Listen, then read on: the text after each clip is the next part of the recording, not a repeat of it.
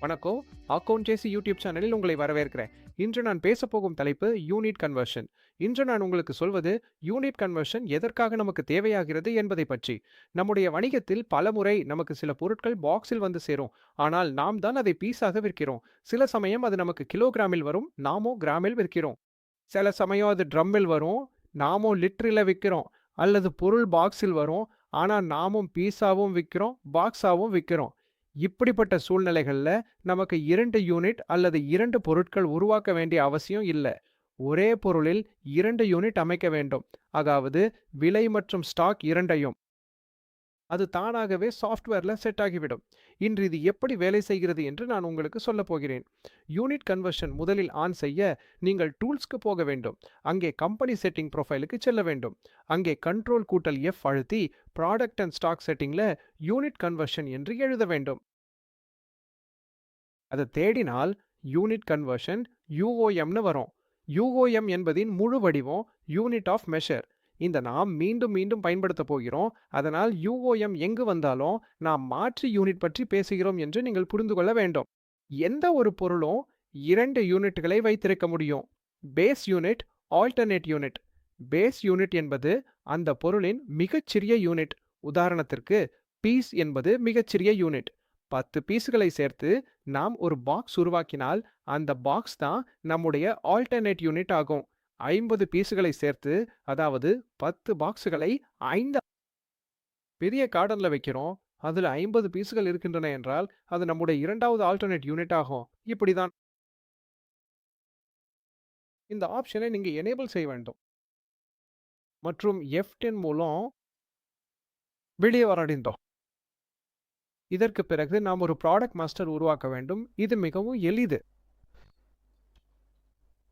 பான் எடுத்துப்போல் வகை நாங்க எடுத்துக்கிட்டோம் பிஸ்கெட்ஸ். நான் இங்க பிஸ்கட் என்ற ஒரு பெயரை எடுத்துக்கொண்டேன். கற்றுக்கொள்ளும் நோக்கு 8% 5%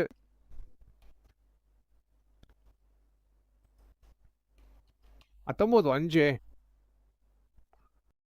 இப்போது NP பிஸ்கட்ஸ் என்கிறது என் தயாரிப்பு என்றால் அது பீஸுகளில் வருகிறதுன்னு நினைச்சுக்கோங்க. சரி, 20ல மேலும் நம்முடைய பிஸ்கெட்டின் 10 பீஸுகள் சேர்ந்து ஒரு பாக்ஸ் ஆகும் என்றால் எனக்கு இங்கே சாஃப்ட்வேர்ல ஒரு ஆப்ஷன் கிடைக்கும். Unit conversion UOM. அப்படி என்றால் இந்த இயக்க வேண்டும். நான் இயக்கும்போது எனக்கு மாற்று யூனிட் சேர்க்கும் விருப்பம் வரும். எனது ஒன்று பாக்ஸு 10 பீஸினர் இது உருவாகிறது. எனவே இப்போது நான் சாஃப்ட்வேர்ல இதை கான்ஃபிகர் செய்து விட்டேன். ஒரு பாக்ஸு 10 பீஸுகளாகும் என்று. எனவே என் ஒரு பீஸின் விலை எவ்வளவு இருந்தாலும் அது 10ஆல பெருக்கப்படும். 10ஆல மடங்காகும். அதே மாதிரி என் இன்வென்ட்ரி தான் இங்கே மிக முக்கியமான பகுதி ஐயா. என் இன்வென்ட்ரி சரியாக பராமரிக்கப்பட வேண்டும். ஆம், இன்வென்ட்ரி பராமரிக்கப்படும். நமக்கு பொருளை பாக்ஸில் விற்க வேண்டும் என்றால் பாக்ஸில் விற்கலாம். பீஸ்களில் அனுப்ப வேண்டும் என்றால் பீஸ்களில் அனுப்பலாம். என் இன்வென்ட்ரி ஒரே பொருளுக்காக நிர்வகிக்கப்படும். அதனால் இதை நான் உருவாக்குகிறேன். உருவாக்கிய பிறகு எனக்கு சிம்பிளா வாங்க வேணும். நான் என் சப்ளை எடுத்துக்கொள்ளுங்க.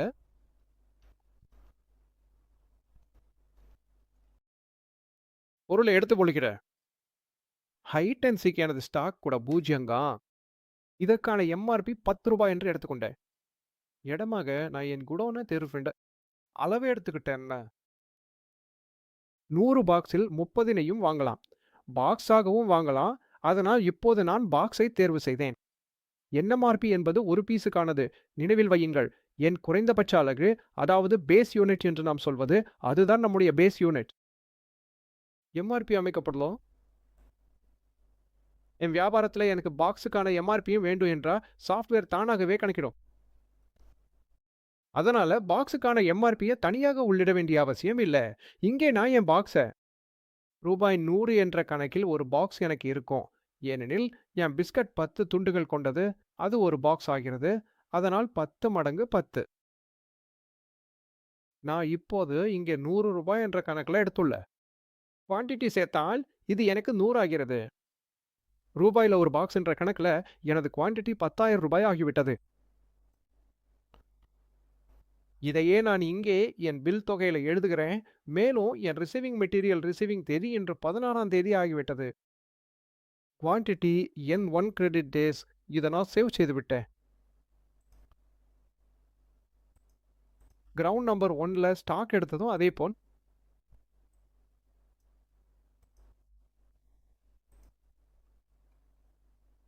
நான் அடுத்ததாக டேஷ்போர்டை ரீஃப்ரெஷ் செய்வேன்.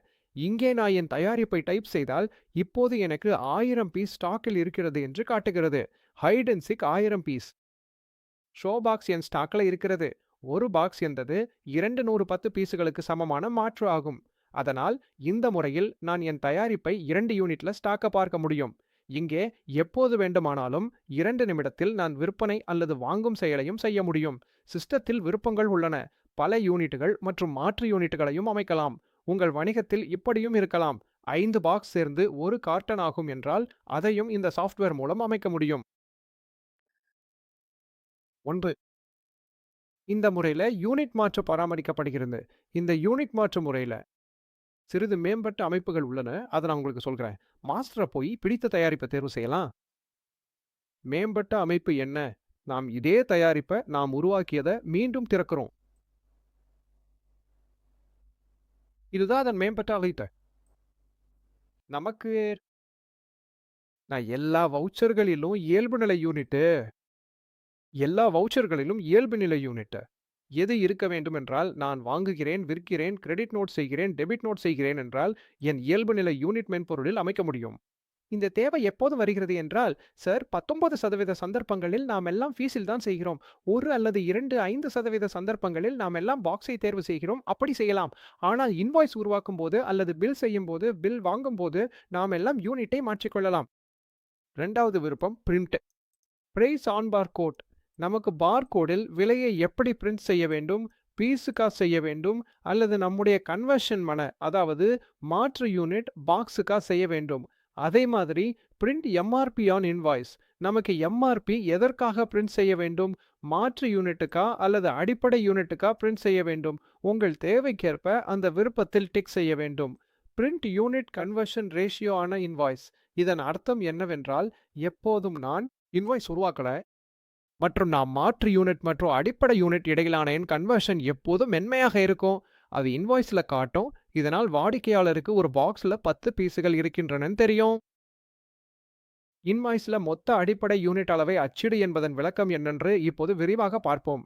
நான் இந்த விருப்பத்தை மட்டும் இயக்கினால் என் அடிப்படை யூனிட் அளவின் மொத்த தொகையும் விற்பனை பட்டியலான இன்வாய்ஸில் தெளிவாக அச்சிடப்படும்.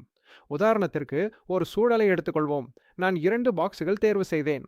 ஒரு மாற்று யூனிட் தேர்வு செய்யப்பட்டால் இன்வாய்ஸில் நான் 2 மாற்று பாக்ஸுகளில் பொருளை இன்வாய்ஸ் செய்யும் போது மிகவும் மென்மையாக தோன்றும். சாஃப்ட்வேர் என்ன செய்யும்? ரிவர்ஸ் கணக்கீடு செய்து அதை பீஸ்களாகவும் எழுதிவிடும். உங்களுக்காக எத்தனை பீஸுகள் பொருள் அங்கே போகும்போது அந்த வாடிக்கையாளருக்கு 2யும் தெரியும். ஐயா, பாக்ஸுகளில் இவ்வளவு பொருள், 2 பாக்ஸ் வந்தது. 2 பாக்ஸ் என்றால் எனக்கு 20 பீஸ் ஸ்டாக்கில் வந்தது. இதே மாதிரி அச்சிடும். இன்வாய்ஸில் அடிப்படை யூனிட் விலை என்பதன் அர்த்தம் இதுதான். நான் இந்த விருப்பத்தை முறையா செயல்படுத்தினா எங்கள் அடிப்படை யூனிட் எந்த அளவில் இருந்தாலும் சரி, அது இன்வாய்ஸிலும் தெளிவாக அச்சிடப்படும். உதாரணமா எடுத்துக்கொள்ளுங்க. நான் மாற்று யூனிட்டான பாக்ஸில் பொருளை விற்றேன் என்றா ஒரு பீஸுக்கு விலை எவ்வளவு என்பதை இந்த சாஃப்ட்வேர் அந்த விவரங்களையும் தானாகவே காட்டும். மொத்த மாற்று யூனிட் இன்வாய்ஸில் அளவு. இதன் அர்த்தம் என்னவென்றால், நான் அடிப்படை யூனிட் எடுத்துக்கொள்கிறேன், பீஸ்கள் எடுத்துக்கொள்ளுங்கள். நான் 50 பீஸ்கள் எடுத்தேன் என்றால் சாஃப்ட்வேர் என்ன செய்யும்? ரிவர்ஸ் கணக்கீடு செய்து, சார், மாற்று யூனிட்டில் இதற்கு 5 பாக்ஸ்கள் இருக்கும் என்று சொல்லிவிடும். நான் பீஸ்களில் பொருள் விற்றால், ஏனெனில் என் நிறுவனத்தின் விலை கொள்கை பீஸ்களில்தான். நாங்கள் பீஸ்களில் சப்ளை செய்கிறோம். நாங்கள் பீஸ்களில் தான் கஸ்டமர்களுக்கும் டீலர்களுக்கும் சொல்றோம். ஆனா நாங்கள் வழங்கும் பொருள் நிஜமாக இருக்கும் பேக்கேஜிங் அது பாக்ஸில் தான் இருக்கும். அதனால் சிஸ்டம் சொல்வது என்னவென்றால், சார், 50 பீஸ்கள் என்றால் 5 பாக்ஸ் ஆகும். இப்போது இந்த செட்டிங்கை இன்வாய்ஸில் எப்படி பார்க்கலாம் என்று நான் உங்களுக்கு சொல்லுகிறேன். எல்லா ஆப்ஷன்களையும் எனேபிள் செய்து விடுகிற F10 சேவ். அதாவது நான் தயாரிப்புக்குள் எல்லா ஆப்ஷன்களையும் எனேபிள் செய்தேன். அத நான் உங்களுக்கு காட்டுறேன். மறுபடியும் ஒரு இன்வாய்ஸ் உருவாக்கி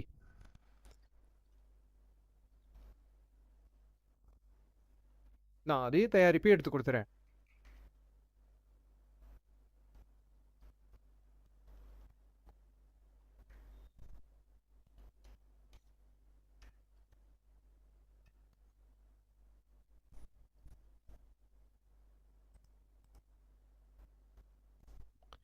இந்த முறையில நம்முடைய இந்த குவான்டிட்டி இருக்கிறதல்லவா, இதுதான் பில் குவான்டிட்டி. இதுதான் பில் குவான்டிட்டி. எனது பில் குவான்டிட்டி 20 என்று எடுத்தேன். அங்கே நான் பீஸுகள் என்று போட்டேன். பீஸுகள் என்றால் இதற்கேற்ப எனது விலை கணக்கிடப்பட்டது. ஆனால் ஒரு பீஸுக்கு விலை ரூ. 10 என்றால் நான் பாக்ஸ் என்று மாற்றினால் எனது விலை 100 ஆகிவிடும். 100 ரூபாய்கள். ஏனெனில் ஒரு பாக்ஸ் என்பது 210 பீஸுகளுக்கு சமம். ஆனால் இப்போது நான் இங்கே பீஸுகள் வைத்து இந்த இன்வாய்ஸை உருவாக்குகிறேன்.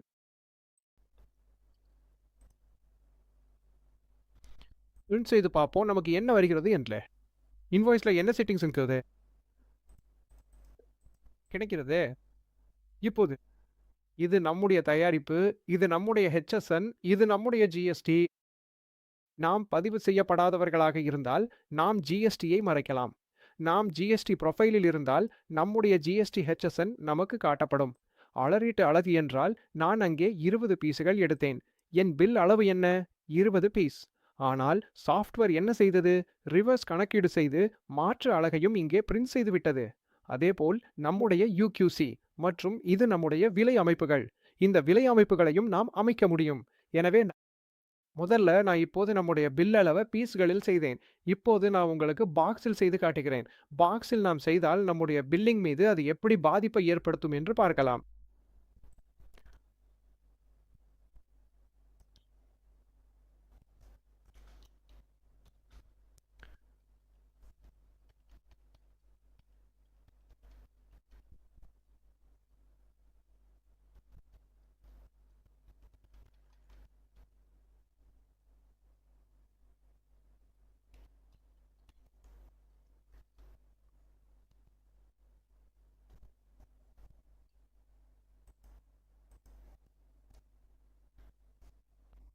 இங்கே இந்த முறையில் இப்போது நான் 2 அளவை எடுப்பேன்.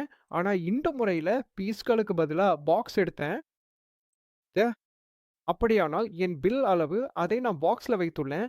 அதாவது மாற்று அலகு. எனவே என் அடிப்படை அலகின் மாற்று மதிப்பு எனக்கு சிஸ்டத்துல தெரிஞ்சு கொள்ள வேண்டுமென்றால் அது எப்படி வரும்? அதாவது நான் பாக்ஸை வெளியேற்றுகிறேன் என்றால் என் அடிப்படை அலகு பீஸ் ஆகிவிடும். நான் இதற்கான இன்வாய்ஸ் பிரிண்ட் அவுட் பார்த்தா அது எப்படி இருக்கும்? நான் எந்த ஒரு சாஃப்ட்வேர்ல இரண்டும் ஒரே நேரத்தில் இயக்குகிறேன். எனவே எனக்கு மீண்டும் மீண்டும் எந்த ஒரு அமைப்பையும் மாற்ற வேண்டிய அவசியம் இல்ல. எனக்கு பார்க்க வேண்டியது என்னவென்றால், என் Parle biscuit hide and seek என்றால் என் சாஃப்ட்வேர் மாற்று மதிப்பை காட்டிவிட்டது. சார், நீங்கள் விற்ற பிஸ்கட்டின் மாற்று மதிப்பு ஒரு பாக்ஸ் என்பது 210 பீஸுகளுக்கு சமம். இது எனக்கு தேவையில்லை என்றால் நான் தயாரிப்பு அமைப்பில் இதை ஆஃப் செய்யலாம். இரண்டாவது, என் பில் அளவு பாக்ஸாக இருந்தது. அப்படியென்றால் இதன் ரிவர்ஸ் கணக்கில் அதன் அடிப்படை யூனிட்டில் அளவு எவ்வளவு இருக்கும்? 20 பீஸுகள். நான் இதற்கு முந்தைய பில்லில் நான் அடிப்படை அளவில் பில் செய்திருந்தேன். அப்போது சாஃப்ட்வேர் U என்ற அளவீட்டு அலகில் 2 பாக்ஸ் என்று காட்டியது. இப்போது நான் இங்கே 2 பாக்ஸ் எடுத்தேன். சாஃப்ட்வேர் ரிவர்ஸ் கணக்கிட்டு 20 பீஸுகள் என்று காட்டியது. இதற்கு மேலாக இந்த செட்டிங்ஸ்களை நீங்கள் ஆன் அல்லது ஆஃப் செய்யலாம். உங்களுக்கு தேவையில்லாத எந்த காலமோ அதை ஆஃப் செய்யலாம். அதை எப்படி செய்வது என்று நான் சொல்கிறேன். காலத்தின் மேல் இருக்கும் பெயரையே நாம் லேபல் என்று சொல்கிறோம். இந்த லேபலை கூட நீங்கள் உங்கள் விருப்பப்படி மாற்றலாம், திருத்தலாம். இன்னொன்று இது. அது என்னவென்றால் LL விலை என்றால் தள்ளுபடி கிடைக்கும் முன்புள்ள விலை. அதாவது தள்ளுபடி மற்றும் கூடுதல் தள்ளுபடி கிடைத்த பிறகு அதுதான் நம்முடைய இறுதி இன்வாய்ஸ் விலையாகும். அதுதான் எல் விலை. கவனிக்கவும், தள்ளுபடி முதலில் எல் விலை, பிறகு தள்ளுபடி, அதன் பிறகு அதன் இறுதி விலை. இந்த தள்ளுபடி ஏன் வருகிறது என்றால் எல் விலைக்கு பிறகு தள்ளுபடி வந்தால் அந்த தள்ளுபடி விலைப்பட்டியலிலிருந்து வருகிறது. இதுதான் நிறுவனம் உருவாக்கி தரும் இயல்பான தள்ளுபடி. இப்போது எங்களுக்கு தேவையான பத்திகள் மட்டும் வைத்துக்கொண்டு தேவையில்லாத பத்திகளை நாம் தான் ஆஃப் செய்து விடலாம்.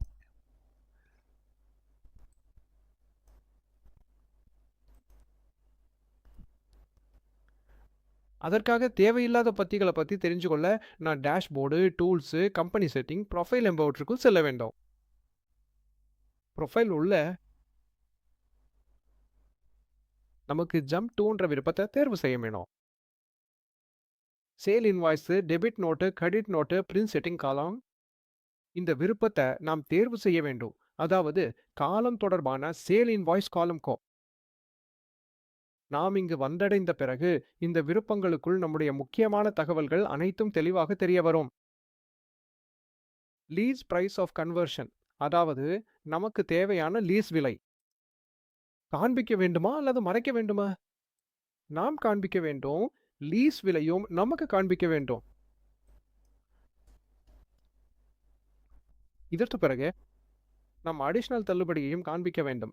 நமக்கு தேவைப்பட்டால் அந்த அடிஷனல் தள்ளுபடி என்றால் அதன் காலத்தின் மேலுள்ள தலைப்பை இங்கே நாம் மறுபெயரிடலாம். அதாவது இன்வாய்ஸ் விலை பிடிஜிஎஸ்டி. நமக்கு இன்வாய்ஸ் விலையும் ஜிஎஸ்டி கழித்த பிறகு தள்ளுபடி செய்யப்பட்ட இன்வாய்ஸ் விலையும் ஜிஎஸ்டியுடன் இன்வாய்ஸ் விலையும் இதேபோல் ஜிஎஸ்டி இல்லாம இன்வாய்ஸ் விலையும் யூனிட் ஆஃப் கன்வர்ஷன் என்றால் மாற்று யூனிட்டின் விலையும் நாம் கூட கொண்டு வரலாம் ஜிஎஸ்டி இல்லாம. 20 நிமிட விலையையும் ஜிஎஸ்டி இல்லாமல் காட்டலாம். இதுதான் பேஸ் யூனிட்டின் விலை. இது யூஓஎம் என்று எழுதப்பட்டிருக்கும் இடம், அதாவது மாற்று யூனிட்டின் ஜிஎஸ்டி இல்லாத விலை. அதேபோல் ஜிஎஸ்டியுடன் மாற்று யூனிட்டின் விலை. இது நம்முடைய பேஸ் யூனிட்டின் ஜிஎஸ்டியுடன் விலை மற்றும் கடைசி காலம்னில் நம்முடைய மொத்தம் வரும். இந்த மொத்தத்தில் நாம்கள் ஜிஎஸ்டியுடன் காட்டலாம், ஜிஎஸ்டி இல்லாமல் கூட காட்டலாம். தள்ளுபடி மற்றும் வேறாகவும் காட்டலாம். இதே போன்ற முறையில் நீங்க உங்களுடைய இன்வாய்ஸ் ஃபார்மேட்டை உங்களுக்கு ஏற்றவாறு நீங்களே அமைக்கலாம். இதை சேவ் பண்றதுக்கு பிறகு நான் இதை சேவ் பண்றேன்.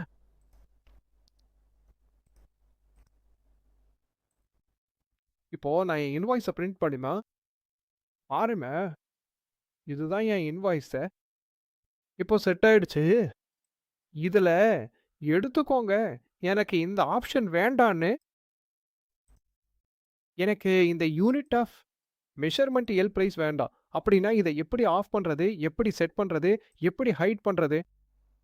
நான் திரும்ப sell invoice, debit note, credit note காலமுக்கு போவேன். இந்த யூனிட் ஆஃப் மெஷர் எல்ல இதை நான் ஹைட் பண்ணிட்டேன். இதோ எஃப் தின்ன. நான் இந்த பக்கத்தை ரிஃப்ரெஷ் பண்றப்போ என் யூனிட் ஆஃப் மெஷர் இங்கிருந்து போயிட்டுச்சு. எல் பிரைஸ்க்கு முன்னாடி வந்த மெஷர் போயிட்டுச்சு. இப்போ இதுதான் வருது. இப்போ நினைச்சுக்கோங்க, எனக்கு எல் பிரைஸ்னு இருக்கிறத ரீநேம் பண்ணணும். அப்படின்னா நான் எல் பிரைஸை எப்படி ரீநேம் பண்ணுவேன்? ஓ, இந்த எல் பிரைஸை எனக்கு இங்கே எல்லாம் லிஸ்ட் பிரைஸ். அப்படின்னா நான் லிஸ்ட் பிரைஸ் எழுதுறேன் F10. Save, refresh. இந்த லிஸ்ட் பிரைஸ் மாதிரி நாம நம்மோட இன்வாய்ஸ் ஃபார்மேட்டை செட் பண்ணிக்கலாம். நம்மோட மேல இருக்கிற காலங்கள், அந்த காலங்களுக்கு லேபிள்ஸை நாம செட் பண்ணிக்கலாம். எது தேவையில்லையோ அந்த காலங்களை நீக்கிக்கலாம். இன்றைய செஷன்ல இவ்வளவுதான். அடுத்த புதிய டாபிக்குடன் மீண்டும் சந்திப்போம்.